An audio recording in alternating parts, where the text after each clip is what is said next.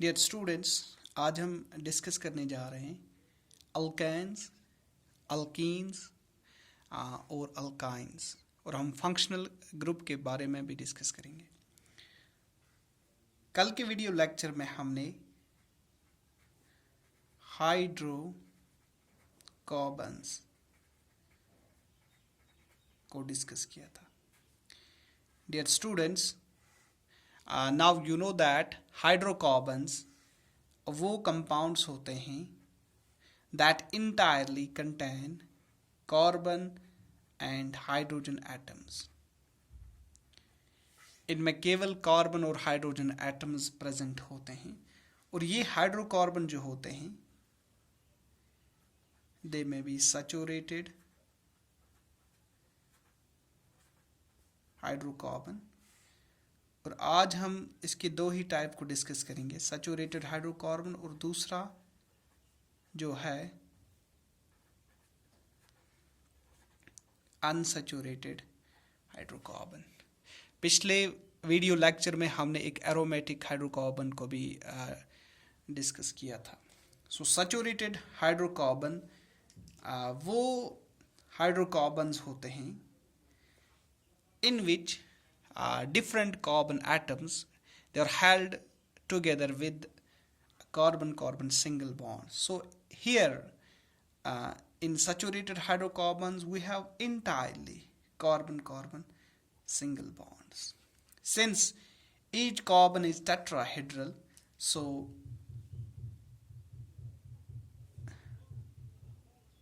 this is the tetrahedral carbon atom. It forms 4 bonds, and these bonds they are further saturated by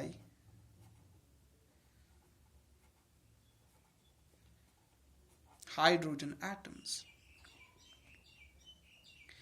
And in case of unsaturated hydrocarbons, here we have further 2 types of hydrocarbons. First one is those hydrocarbons which entirely or which contain, not entirely, they may contain single bonds also, which contain carbon-carbon double bonds. And there's another group of unsaturated hydrocarbon in which we will find carbon-carbon triple bonds. So here we have 2 valencies left for carbon. These are satisfied by hydrogen atoms, and this carbon atom, in case of this unsaturated hydrocarbon, each carbon atom forms 3 covalent bonds, and this is the 4th one, and this is the 4th one for this carbon atom. So dear students, now you know that जो carbon atoms होते हैं ये saturated hydrocarbons होते हैं। Hydrocarbons जो होते हैं ये सैचुरेटेड हाइड्रोकार्बन्स होते हैं या अनसैचुरेटेड हाइड्रोकार्बन्स। सैचुरेटेड हाइड्रोकार्बन्स वो कार्बन कंपाउंड्स होते हैं जिनमें कार्बन कार्बन सिंगल बॉन्ड्स होते हैं, और अनसैचुरेटेड हाइड्रोकार्बन्स में carbon carbon double bonds present होते हैं, सिंगल बॉन्ड्स हो सकते हैं। और जो अनसैचुरेटेड दूसरा जो टाइप है दे में हैव और they contain carbon carbon triple bond. ये जो है हम इन कंपाउंड्स को डियर स्टूडेंट्स अल्केन्स कहते हैं। So alkanes are those saturated hydrocarbons which entirely contain carbon carbon single bonds, और इनको हम अल्कीन्स कहते हैं, and these are known as alkyne. Dear students, this an, A-N-E-N, it refers to carbon-carbon single bond. This ene, it corresponds to carbon-carbon double bond, and this yen, it refers to carbon-carbon triple bond. So you will study this in nomenclature. So here आपको just याद रखना है कि आगे जाके जो बाकी lectures होंगे और उन लेक्चर्स में आपको क्लियर होगा ये अल्केन अल्कीन ये एक्चुअली क्या चीज़ होती है। सो डियर स्टूडेंट्स, अब हमें पता चला कि अल्केन्स, अल्कीन्स, अल्काइंस क्या होते हैं। अगर हम इनके बॉन्ड एंगल्स को देखेंगे, bond angles, dear students, saturated hydrocarbons में हर एक कार्बन एटम 4 कोवेलेंट बॉन्ड्स बनाता है और इनका जो स्ट्रक्चर या जियोमेट्री होता है दैट इज टेट्राहेड्रल। टेट्राहेड्रल ये हमने ऑलरेडी पढ़ा है। और इसमें जो बॉन्ड एंगल होता है that is 109 degree 28 minute, regular tetrahedral angle. और जो अल्कीन्स होते हैं, अल्कीन्स जो होते हैं since they form 3 bonds, 3 covalent bonds और एक यहाँ पे एक डबल बॉन्ड भी है। सो इनका जो बॉन्ड एंगल है that is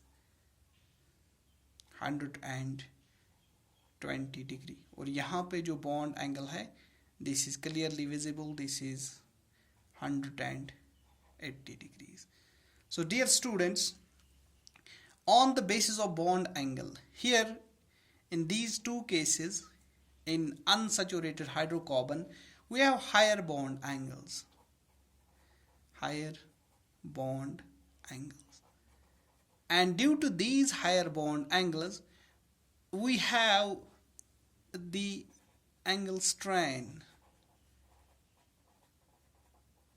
Angle strain is present in unsaturated hydrocarbons, in alkenes and alkynes, and this angle strain is more in case of alkynes क्योंकि इनका जो एंगल है that is 180 greater than that of alkenes.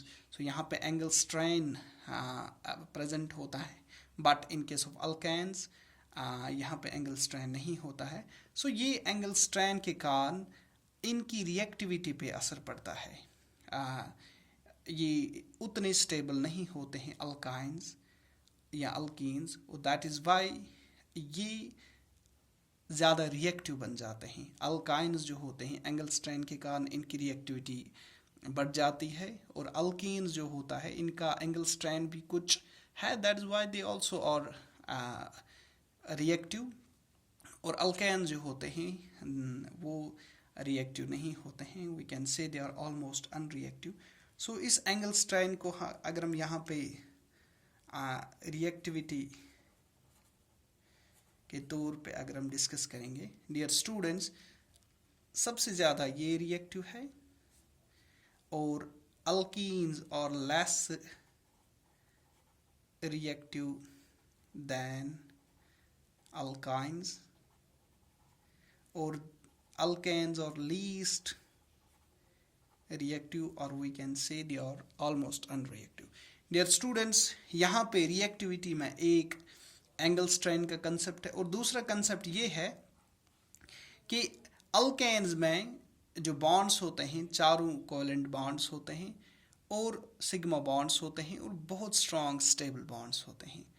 So that is Y कि यहाँ से किसी bond को तोड़ना मतलब किसी कान की reaction in case of saturated hydrocarbons में जो देखा जाता है that is too much difficult. So इसलिए हम ये कहते हैं कि जो सैचुरेटेड हाइड्रोकार्बन्स होते हैं दे आर लीस्ट रिएक्टिव और अनरिएक्टिव. लेकिन अगर हम अल्कीन्स या अल्काइंस के बारे में बात करेंगे, यहाँ पे एक डबल बॉन्ड है और यहाँ पे दो बॉन्ड्स है, सिंगल पाई बॉन्ड और यहाँ पे दो पाई बॉन्ड्स हैं. Dear students, you know that ये जो पाई बॉन्ड्स होते हैं ये डिलोकलाइज्ड होते हैं, मोबाइल होते हैं, ये दो इन कार्बन एटम्स के बीच में फिक्स नहीं होते हैं. So that is why they are weak fragile bonds, इनको ईजिली से तोड़ा जा सकता है. सो और दूसरी बात कि एंगल स्ट्रेन इनमें है. सो इन दो कंसेप्ट्स के कारण अल्काइंस जो होते हैं सबसे ज़्यादा रिएक्टिव होते हैं, उसके बाद अल्कीन और अल्केन्स लीस्ट रिएक्टिव होते हैं. सो डियर स्टूडेंट्स, अगर हम बॉन्ड लेंथ की बात करें, बॉन्ड लेंथ, अल्केन्स जो होते हैं अल्केन्स यहाँ पे कार्बन कार्बन सिंगल बॉन्ड जो है इट इज़ 154 पिकोमीटर. और डियर स्टूडेंट्स यहाँ पे दो बॉन्ड्स हैं, एक सिग्मा और एक पाई. सो जिसके कारण कार्बन कार्बन जो बॉन्ड लेंथ है that is smaller as compared to that in alkanes. So यहाँ पे जो bond length है that is 134 पिकोमीटर, और यहाँ पे 3 bonds है, एक सिग्मा और 2 पाई bonds, और ये डबल बॉन्ड से भी ये अल्काइन का बॉन्ड स्मॉलर है और it's length is 120 picometer. So we can say that alkenes की जो बॉन्ड लेंथ है that is 90% of that of the single bond in case of alkynes, और अल्काइन्स की जो बॉन्ड लेंथ है that is the 80% of that of alkynes. So dear student, सबसे छोटा bond जो है that is alkyne 120 picometer, carbon carbon triple bond. उससे थोड़ा सा बड़ा है alkyne 134 picometer, carbon carbon double bond, और सबसे जो बड़ा है इनमें से दैट इज अल्कैन, और अल्कैन की जो बॉन्ड लेंथ है that is 154 picometer. Dear students, हमने कल ऑर्डर ऑफ प्रेफरेंस पढ़ा कि हमें अल्काइन को पहला प्रेफरेंस देना होगा, अल्कीन को सेकंड प्रेफरेंस, और थर्ड प्रेफरेंस हमें अल्काइन को देना होगा. सपोज किसी भी मॉलिक्यूल में, सपोज ये एक मॉलिक्यूल है,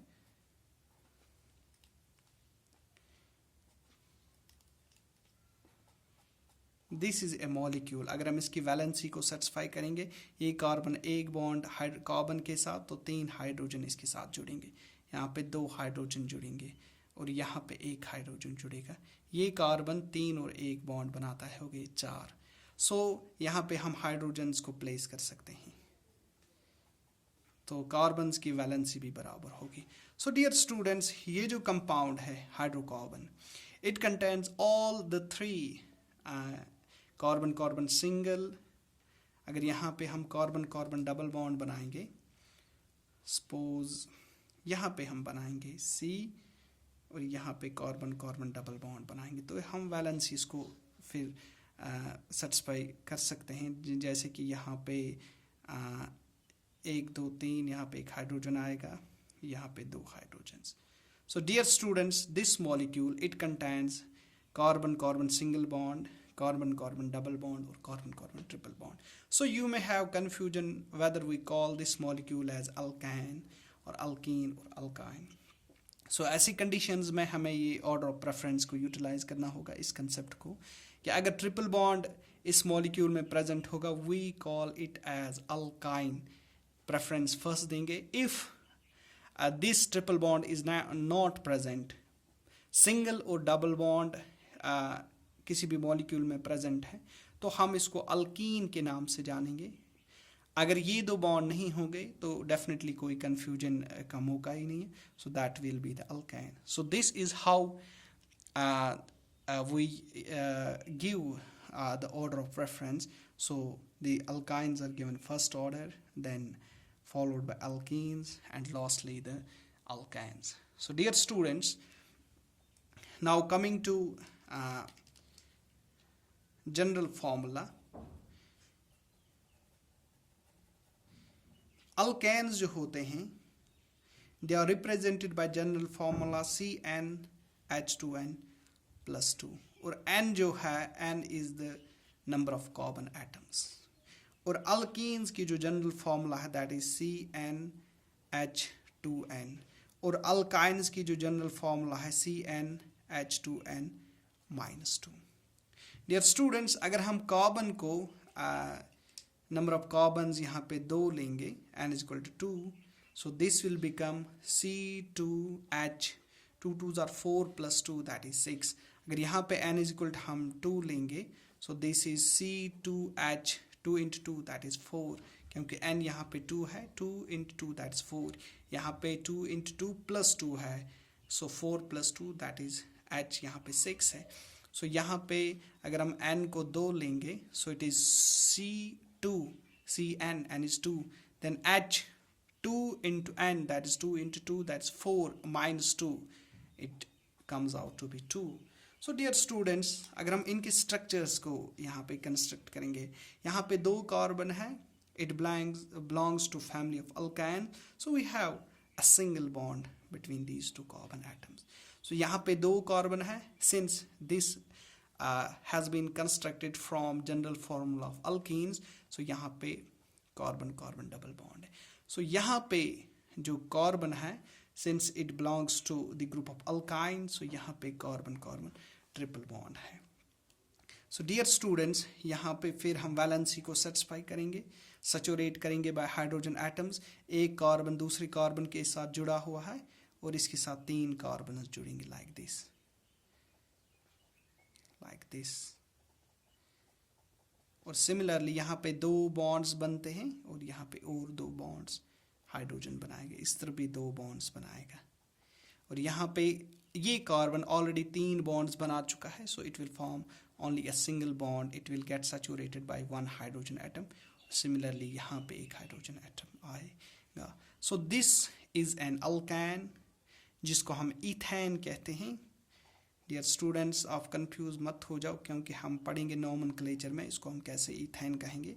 this is known as ethene and this is called as ethyne. Dear students, ये जो इथ है, eth means the compound hydrocarbon, it contains two carbon atoms. इसलिए हम यहाँ पे इथ यूज करते हैं. यहाँ पे दो कार्बन है इथ, यहाँ पे दो कार्बन है इथ. ANEN carbon carbon single bond के लिए हम यूज करते हैं. ENEN जो है कार्बन कार्बन डबल बॉन्ड के लिए. और YNEN ये हम यूज करते हैं कार्बन कार्बन ट्रिपल बॉन्ड के लिए. So dear students, now coming to the concept of functional group.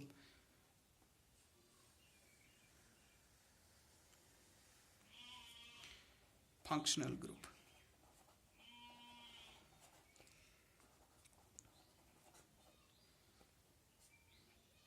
अभी तक हमने पढ़ा कि हाइड्रोकार्बन्स होते हैं कि वो कंपाउंड्स जिनमें केवल कार्बन और हाइड्रोजन एटम्स होते हैं. डियर स्टूडेंट्स, अगर हम देखेंगे कि इस हाइड्रोजन एटम को हम रिप्लेस करेंगे with one or more atoms, yeah, with other elements like oxygen, nitrogen, sulfur, phosphorus, yeah, halogens. So hydrocarbons के हाइड्रोजन को एक या एक से ज़्यादा हाइड्रोजन्स को अगर हम इन एलिमेंट से रिप्लेस करेंगे, जैसे कि ऑक्सीजन हो, नाइट्रोजन हो, सल्फर हो, फॉस्फोरस या halogens dear students, fluorine, chlorine, bromine, iodine group को हम कहते हैं. सो इससे क्या होता है कि इस रिप्लेसमेंट से हमें हाइड्रोजन एटम के साथ ये एलिमेंट्स जुड़ेंगे. सो उस ग्रुप को जो इसके साथ जुड़ जाएगा, we call that group as hetero group. Hetero atom हम कहते हैं. Hetero atom, HETERO, hetero atom. Hetero means different, other than hydrogen या कार्बन और हाइड्रोजन के अलावा कोई और एलिमेंट है. So that may be oxygen, nitrogen, sulphur, phosphorus या हैलोजन. सो यहाँ पे जो हमें डेराइवेटिव मिला, इसको हम कहते हैं hydrocarbon derivative. Carbon derivative. So dear students, अब यहाँ पे ये जो हेटेरो एटम ग्रुप हमने इसमें इंट्रोड्यूस किया, सो ये जो हेटेरो एटम ग्रुप है, इससे ये पता चलता है कि इस हाइड्रोकार्बन की जो प्रॉपर्टीज है, now they are completely different from its parent one. इसके और इसके जो फिजिकल या केमिकल प्रॉपर्टीज है, अब दे आर कंप्लीटली डिफरेंट. और इसमें इस ग्रुप में, इस डेराइवेटिव में, हाइड्रोकार्बन डेराइवेटिव में जो भी प्रॉपर्टीज है, वो प्रॉपर्टीज इसी हेटेरो एटम के कारण है. सो हम फंक्शनल ग्रुप को ये कह सकते हैं कि फंक्शनल ग्रुप वो ग्रुप है जिसके कारण इस हाइड्रोकार्बन डेराइवेटिव को प्रॉपर्टीज मिल जाते हैं. So this group we call as functional group. Functional group. Dear students, फिर से मैं यहाँ पे रिपीट करूँगा कि हमें पता है कि हाइड्रोकार्बन्स जो होते हैं they are exclusively made of carbon and hydrogen atoms. अगर हम एक या एक से ज़्यादा हाइड्रोजन को रिप्लेस करेंगे दूसरे एलिमेंट से, जैसे कि oxygen, nitrogen, sulphur, phosphorus, halogens, so इनके जुड़ने से हम ये कहेंगे कि एक हेटेरियो एटॉमिक ग्रुप आ गया इस हाइड्रोकार्बन में। सो हाइड्रोकार्बन डेरिवेटिव हमें मिल गया। और ये जो हेटेरियो एटम ग्रुप है, heteroatom atom means other than the atoms or group of atoms which are other than carbon and hydrogen elements। ये जो हेटेरियो एटम ग्रुप है, ये ग्रुप इस हाइड्रोकार्बन डेरिवेटिव को स्पेसिफिक प्रॉपर्टीज प्रोवाइड करता है regardless of the nature of this hydrocarbon chain. और इस ग्रुप को हम फंक्शनल ग्रुप कहते हैं। सो अगर आपको फंक्शनल ग्रुप की डेफिनेशन लिखनी है तो फंक्शनल ग्रुप वो एटम है, हेटेरियो एटम या ग्रुप ऑफ एटम्स जिसके कारण या जो मॉलिक्यूल की प्रॉपर्टीज को डिटरमाइन करता है। सो एक हाइड्रोकार्बन में जो फंक्शनल ग्रुप होता है वही डिटरमाइन करता है कि इसमें कौन सी प्रॉपर्टीज होंगे। So dear students, let's take an example. अगर हम ईथेन लेंगे, ये ईथेन अभी हमने जो बनाया C2H6, so this is C2, this is H, H, H, और यहाँ पे भी ऐसे ही 3 H आएंगे। डियर स्टूडेंट्स, यहाँ पे अगर हम एक हाइड्रोजन को वहाँ से निकालेंगे और एक OH ग्रुप यहाँ पे प्लेस करेंगे, OH, this is the hydroxyl group, so we will get C, यहाँ पे 3 हाइड्रोजन्स हैं, C यहाँ पे 2 हाइड्रोजन्स आएंगे और यहाँ पे ये OH ग्रुप यहाँ पे अटैच होगा। डियर स्टूडेंट्स, ये OH ग्रुप जो अटैच हुआ यहाँ पे, this is the heteroatomic group.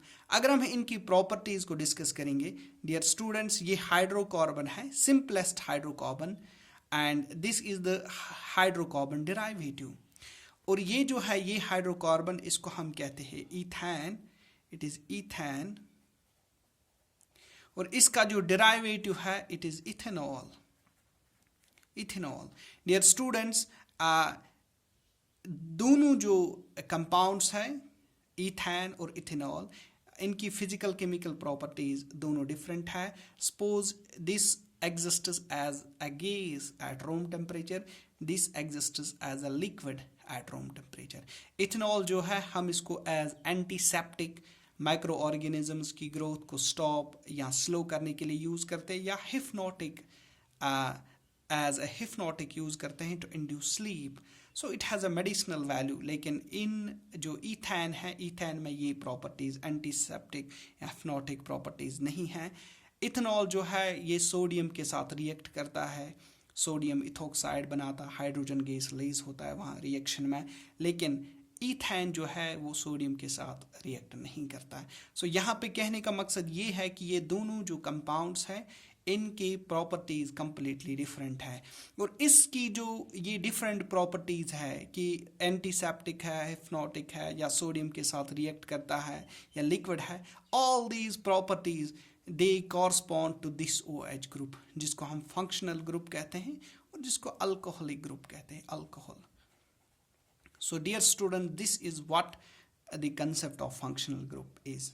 सो ये हमने कल के वीडियो लेक्चर में भी पढ़ा, इसको मैं रिपीट नहीं करूँगा, लेकिन फंक्शनल ग्रुप को रिपीट करूँगा। So functional group dear students, अगर हम हाइड्रोकार्बन्स को देखेंगे, हाइड्रोकार्बन में केवल कार्बन और हाइड्रोजन एटम्स होते हैं। अगर हम एक हाइड्रोजन को रिप्लेस करेंगे, एक या एक से ज़्यादा हाइड्रोजन्स को other elements like oxygen, nitrogen, sulphur, phosphorus या हैलोजन से रिप्लेस करेंगे, so we will have an heteroatomic group introduced in this hydrocarbon chain। heteroatomic group के कारण इसकी जो प्रॉपर्टीज़ होती है वो completely different होती है from its parent hydrocarbon। और these different properties जो इसमें इंड्यूस होती है वो केवल इस heteroatomic ग्रुप के कारण होती है, और इस ग्रुप को हम फंक्शनल ग्रुप कहते हैं। फॉर एग्जांपल अगर हम ईथेन को लेंगे, ईथेन में 2 कार्बन एटम्स हैं, ये सिंगल बॉन्ड है और इसमें 6 हाइड्रोजन्स भी इसके साथ हैं। सो इथेन में अगर हम एक हाइड्रोजन को निकाल के रिप्लेस करेंगे एक हाइड्रोक्सिल ग्रुप से, सो हमें इथेनॉल मिल जाएगा। सो इथेन की और इथेनॉल की प्रॉपर्टीज़ को अगर हम कंपेयर करेंगे, they are having completely different physical and chemical properties. जैसे कि ये रूम टेम्परेचर पे गैस होता है इथेन, ये लिक्विड होता है। इथेनॉल एंटीसेप्टिक होता है या हिप्नोटिक होता है, सोडियम के साथ रिएक्ट करता है, ये ऐसी प्रॉपर्टीज़ नहीं दिखाता, या ये इथेन जो है सोडियम के साथ नहीं रिएक्ट करता है। सो इथेनॉल की ये सभी प्रॉपर्टी जो है ये OH ग्रुप जो हमने हेटेरो एटम्स में इंट्रोड्यूस किया इसके कारण है, इसलिए हम इस ग्रुप को फंक्शनल ग्रुप कहते हैं। सो डियर स्टूडेंट्स, यहाँ पे ये कंसेप्ट भी आपको यहाँ पे कंपेयर कर सकते हैं। रिएक्टिविटी के बारे में हमने बात की थी। सो इथेनॉल जो है ये बिलोंग, इथेन जो है ये बिलोंग करता है अल्केन्स के साथ। सिंस अल्केन्स और लेस रिएक्टिव, इसलिए ये ज़्यादा रिएक्ट नहीं करता, इसकी जो रिएक्टिविटी है वो कम है, और it is completely unreactive with that of sodium. So this is all about in the today's class. I hope that you will like this class. Thank you.